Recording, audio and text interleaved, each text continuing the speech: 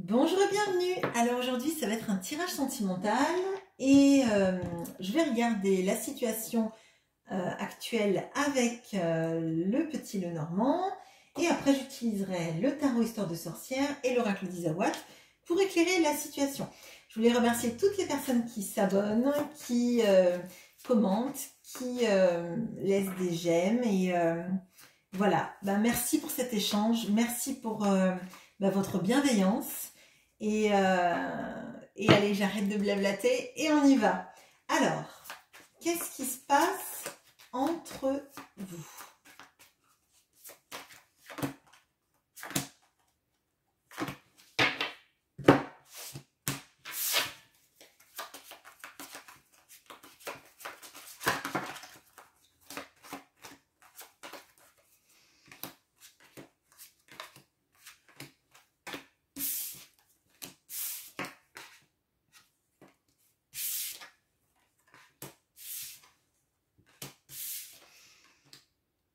Alors, vous deux, vous avez la tête à l'envers, mais c'est normal, c'est parce que je vous ai sorti du jeu avant. Alors, on a l'ours. On a donc la personne que j'estime être votre autre, même si c'est une femme. On a les enfants. On a les masques. Et on a vous, même si vous êtes un homme. Alors, votre autre, il regarde ses responsabilités. Il regarde, alors, ça peut être des responsabilités vis-à-vis des enfants. Ça peut être aussi un domaine professionnel, son travail, ses responsabilités professionnelles. Attendez, je vais orienter, voilà. Mais on voit clairement entre vous, alors il y a des enfants. Soit ce sont les enfants de cette personne parce que les enfants sont proches de lui, soit c'est une chose qui vous sépare vis-à-vis des enfants, peut-être une envie d'enfant aussi, hein, que cette personne a et que vous n'avez pas, ou, mais je dirais que les enfants sont plutôt du côté de la personne. Donc, voyez avec vous, mais cette personne, elle a plusieurs problématiques. Et vous regardez cette personne et vous êtes séparés par les enfants et les masques. Alors, il est possible que cette personne elle ait des problématiques liées à ses enfants, qu'elle ne parle pas de vous à ses enfants. Ouais, moi je pense qu'il y a des problématiques sur la vie familiale et sur les responsabilités que cette personne elle a, peut-être aussi de son travail, des problématiques de travail. Avec l'ours, on est dans ça. Mais cette personne, elle est focalisée sur son travail, potentiellement aussi par ses enfants.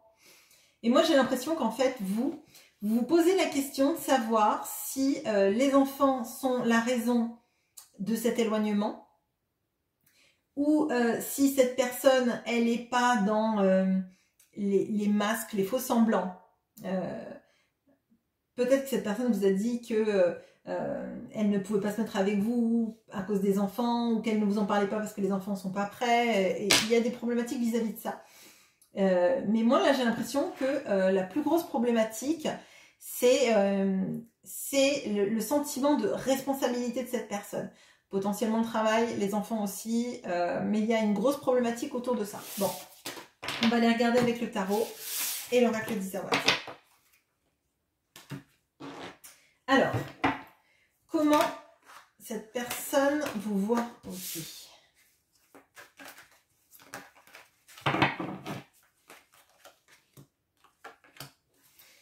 Quels sont ses sentiments?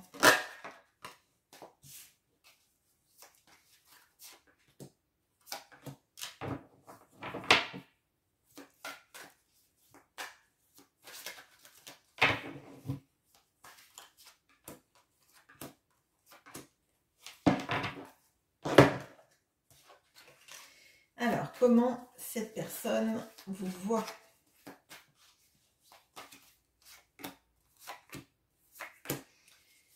Quels sont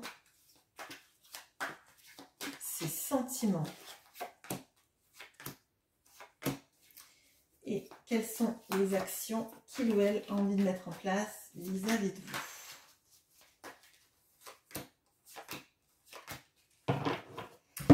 Allez, c'est parti. Comment cette personne vous voit?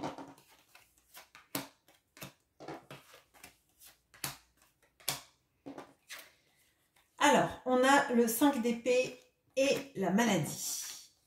On a la reine de coupe et la flamme, le 6 de bâton et le fantôme. Alors, il y a plusieurs énergies un peu contradictoires dans tout ça.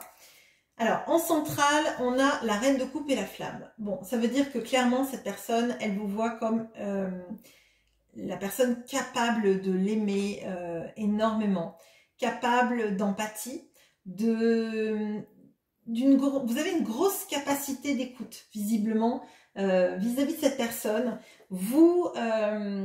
Et vous avez pour autant donc, et la douceur et l'empathie, et en même temps, vous avez un caractère de feu, mais pas forcément un caractère de feu dans le mauvais sens du terme, hein. C'est vraiment plutôt vous êtes quelqu'un de passionné, passionnant ou passionnante d'ailleurs également.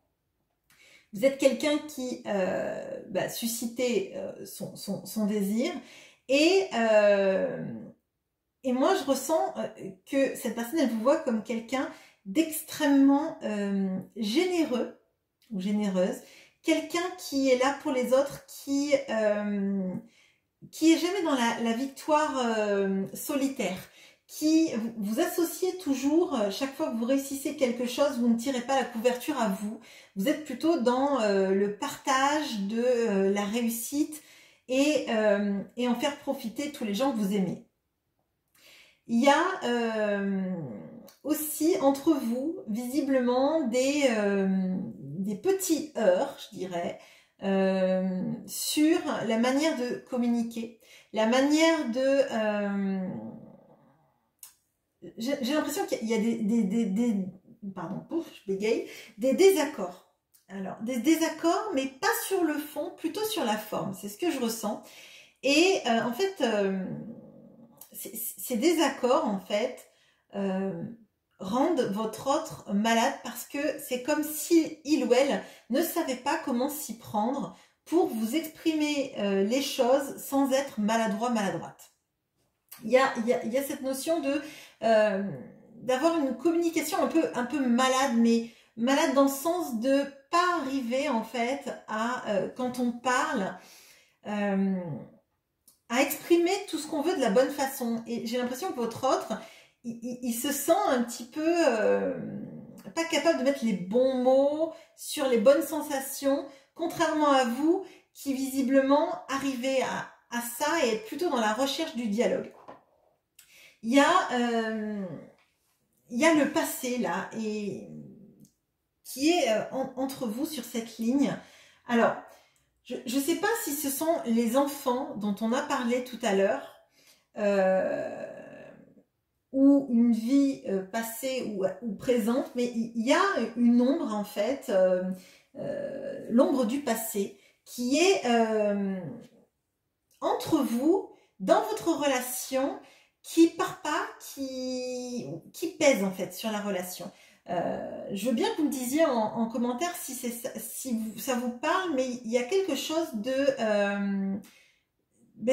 du passé qui vous lâche pas, qui vient entraver la relation, qui vient s'immiscer dans cette relation. Alors, les sentiments.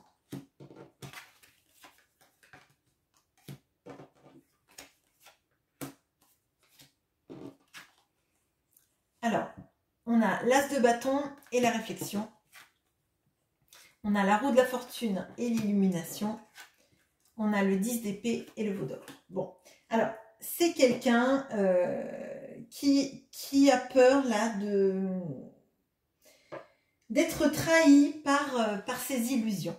Il y a entre vous des sentiments qui sont forts. Cette personne, elle vous considère comme si en fait vous étiez sur son chemin pour l'aider à conscientiser beaucoup de choses. Je pense qu'il y a beaucoup de déclics qui sont faits dans la vie de cette personne par rapport aux sentiments qu'elle a pour vous.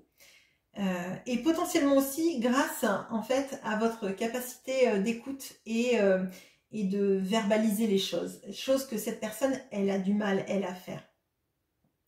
On voit que c'est quelqu'un qui est quand même assez torturé, qui a, en fait, son mental prend énormément de place dans ses sentiments. C'est comme si cette personne, elle était toujours obligée de rationaliser quand elle ressent quelque chose, de faire passer ses sentiments à travers le filtre de son mental et ou de son désir. En fait, cette personne, c'est comme si, en fait, elle était tout le temps dans « bon, je ressens ça, mais pourquoi est-ce que je ressens ça? C'est pas normal que je ressente ça. Bon, ça doit être dans la case désir. Bon, là, je ressens ça, pourquoi? Est-ce que finalement, je me trompe pas? Parce qu'on a le veau d'or, là, quand même. Il y a une peur d'être trahi, une peur de se tromper. Sans doute aussi parce qu'elle ressent des choses extrêmement fortes. Et comme on voit qu'elle n'arrive pas à les verbaliser, tout ce qu'elle ne verbalise pas, j'ai l'impression que ça fait un embrouillamini dans sa tête et qu'elle le prend, elle le bouge dans tous les sens, un peu comme ses engrenages, et elle le triture dans tous les sens pour en fait ne pas trouver finalement de sens derrière, et elle fait une sorte de barrière vis-à-vis des sentiments, parce qu'en fait, elle les passe à travers une grille analytique, ces sentiments. Alors qu'en fait, bon, bah, quand on ressent les choses, c'est compliqué de les passer à travers le crible du mental, parce que le mental, souvent, il essaye de mettre en place plein de mécanismes de protection, et parfois, il fait un barrage au cœur, en fait. Et moi, je le sens comme ça. Je sens que cette personne, elle est consciente de tout ce que vous êtes et de tout ce que vous l'attirez et de l'amour que vous avez, parce qu'on voit quand même qu'elle vous voit comme la reine de coupe, donc clairement cette personne, elle a des sentiments pour vous. Mais dans la ligne des sentiments, je vois que la peur, elle est plus forte en fait. La peur de se tromper, la peur d'être illusionné, la peur que son mental n'arrive pas à décoder les signes est plus forte que les sentiments. Et pourtant, au milieu, on a la carte du destin en fait, hein. On va regarder les actions qu'il ou elle a envie de mettre en place.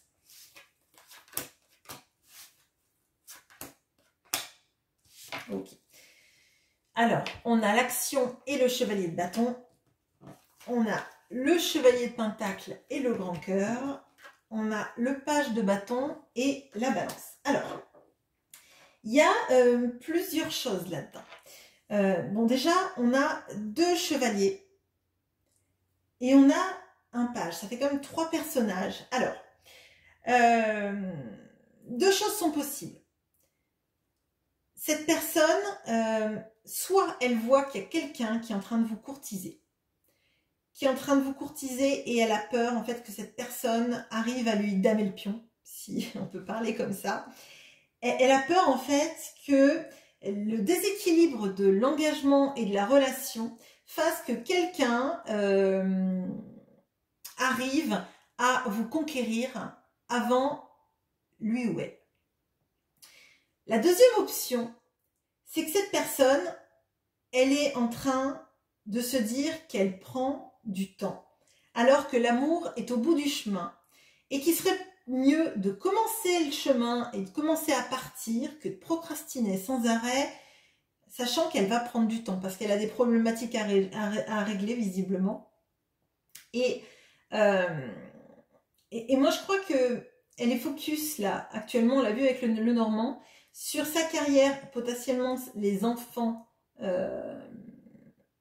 où il y a une notion du passé qui sont peut-être les enfants dans sa vie, hein. Peut-être que cette personne, elle a peur aussi qu'en se remettant en couple, ses enfants lui tournent le dos, etc. Il y a des problématiques comme ça. Après, bon, c'est compliqué si on est divorcé de jamais se remettre en couple par peur que les enfants le prennent mal, mais les enfants, un jour, ils vont se marier ou ils vont vivre en couple et ils peuvent comprendre que on a tous besoin d'amour, quoi. Donc, il y a aussi cette problématique de se dire qu'elle sait que l'amour, c'est vous, qu'au bout du chemin, c'est avec vous qu'elle va être heureuse, et qu'il va falloir passer à l'action et rééquilibrer dans la relation tout ce qui est déséquilibré. Parce qu'on voit que vous, elle vous voyait comme la personne qui sait s'entourer, qui est généreuse, et moi j'ai l'impression qu'elle est moins généreuse dans la relation. Et qu'elle s'en rend compte en plus. Qu'elle est moins dans le donner, parce que je crois que comme elle fait tout passer par le filtre de son mental, elle a très peur en fait de d'être trahi, en fait, de trahir, de suivre son cœur et de se tromper, en fait. Et donc, elle en laisse toujours sous le coude, en fait. Elle s'investit, mais pas tellement. Elle est là, et puis elle est plus là. Et il y a de ça. Et pour moi, cette personne, elle a envie d'agir. Elle a envie d'agir parce que elle sait que le grand cœur est au bout du chemin. Donc, clairement, je pense qu'elle n'a pas envie de vous perdre parce qu'elle sait que vous êtes la chance de sa vie. Et avec ces énergies-là, on a l'envie, il n'y a pas de mental là en fait, hein. Donc il y a l'envie de dépasser et de suivre en fait sa passion et le cœur qui va vibrer. Le grand cœur, c'est le grand amour en fait, hein. Donc pour les personnes qui sont courtisées, clairement c'est la concurrence, hein, qui va faire bouger votre autre. Alors, je vous invite pas, bien évidemment, à rendre l'autre jaloux pour le récupérer, parce que alors ça, c'est des super techniques que vous donnent tous les coachs en séduction. Alors, c'est très bien pour la séduction. Pour l'amour, je suis pas certaine que ça marche comme ça. Il y a beaucoup de gens qui, quand ils se sentent trop en concurrence, finalement, préfèrent lâcher l'affaire en se disant, bah justement, je me suis trompée, c'est quelqu'un qui voulait jouer. Voilà, après, vous ferez bien ce que vous voulez. J'espère que ce tirage vous aura parlé et je vous souhaite une bonne journée. À bientôt!